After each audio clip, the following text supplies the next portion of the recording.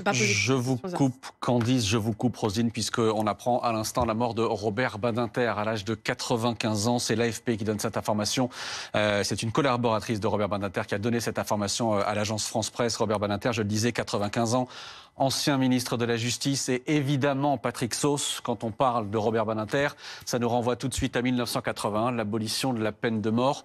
C'était le combat de la vie d'avocat, puis de la vie de ministre de Robert Badinter. Oui, il a été un avocat, un ministre et un fils de déporté. Et ces trois angles-là ont forgé la vie tellement riche de Robert Badinter. Ça a été d'abord l'avocat notamment de Roger Bontemps, l'un des détenus qui ont mené la mutinerie dans les années 70 à la prison de Clairvaux. Il n'a pas réussi à sauver sa tête, et juste après, eh bien, il a tenté de nouveau de prendre, d'être le défenseur d'hommes qui avaient tué par exemple des enfants. On pense à Patrick Henry. Cette fois-là, il a obtenu eh bien, garder la tête de Patrick Henry.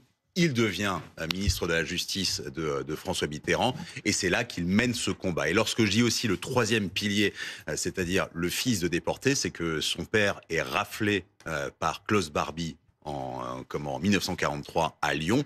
Et c'est Robert Badinter qui décide que Klaus Barbie, une fois qu'il va être amené en France, va dormir dans la prison de Montluc, là où il y a eu tant de résistants suppliciés. C'est lui qui va décider que le procès de Klaus Barbie sera également filmé. Et c'est lui qui également va essayer de se battre contre tous les négationnistes et aussi pour y revenir contre tous les tenants de la peine de mort. Il a tenu bon. Il y a de temps en temps des sondages qui sont remis au goût du jour pour savoir si finalement on ne pourrait pas y revenir. Et c'est la grande œuvre de sa vie. La grande œuvre de sa vie, on revoit effectivement ce moment-là, ce discours-là de Robert Badinter contre la peine de mort. Vous citiez Roger Bontemps, alors ça nous renvoie effectivement au début des années 70, c'est des noms qui nous renvoient au début des années 70, condamnés à mort donc. Et Badinter avait cet argument-là, Laurent Neumann, pour tous ceux qui n'étaient pas convaincus par l'abolition de la peine de mort. Il disait, moi je l'ai vécu physiquement en fait. Je me suis retrouvé avec Roger Bontemps juste avant son exécution.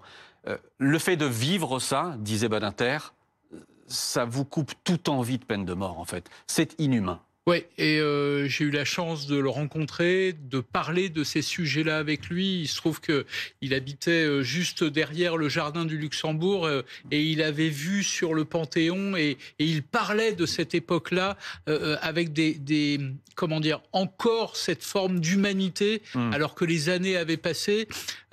C'est vraiment un géant qui disparaît.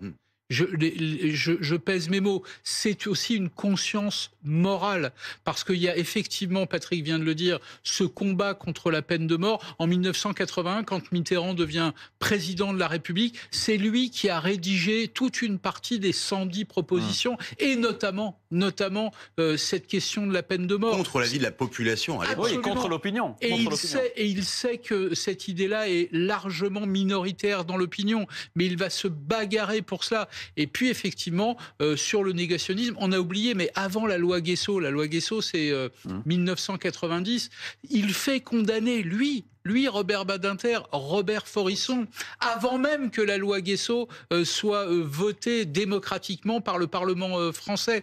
Et tous ces sujets-là, il les a portés pendant des années, et même longtemps après avoir fini sa carrière politique. Il a été effectivement ministre, garde des Sceaux, il a été au Conseil constitutionnel. Je n'exagère pas, c'est une conscience morale.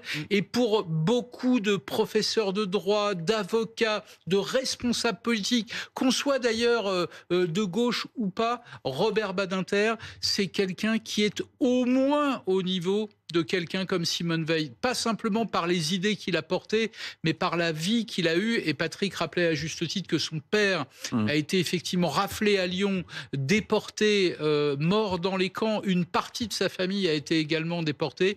Et il portera tout cela toute sa vie. Et surtout, il en témoignera. Et beaucoup d'étudiants en droit aujourd'hui relisent les textes de Robert Badinter, les plaidoiries. Ces plaidoiries sont des modèles du genre. Franchement, c'est une grande perte. Alors, c'était un homme âgé, bien sûr.